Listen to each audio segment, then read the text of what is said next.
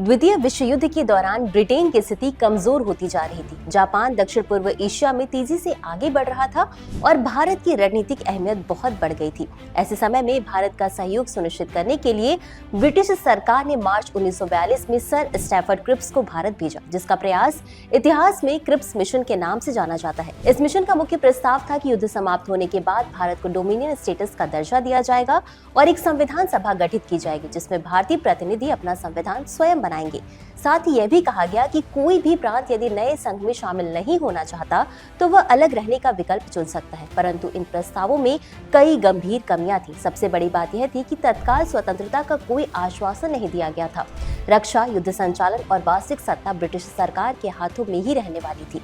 इसके अलावा प्रांतों को अलग होने का अधिकार देकर भारत की एकता को कमजोर करने का संकेत भी दिया गया। कांग्रेस ने इस प्रस्ताव को अपूर्ण और भ्रामक बताया, जबकि मुस्लिम लीग को भी इससे अपेक्षित राजनीतिक लाभ नहीं मिला। परिणाम स्वरूप क्रिप्स मिशन पूरी तरह विफल हो गया, लेकिन इस विफलता ने एक नई दिशा तैयार की और यही असंतोष आगे चलकर भारत छोड़ो आंदोलन 1942 का आधार बना। इस प्रकार क्रिप्स मिशन भले ही असफल रहा, पर उसने यह स्पष्ट कर दिया कि अब भारत आधे अधूरे वादों से संतुष्ट होने वाला नहीं था।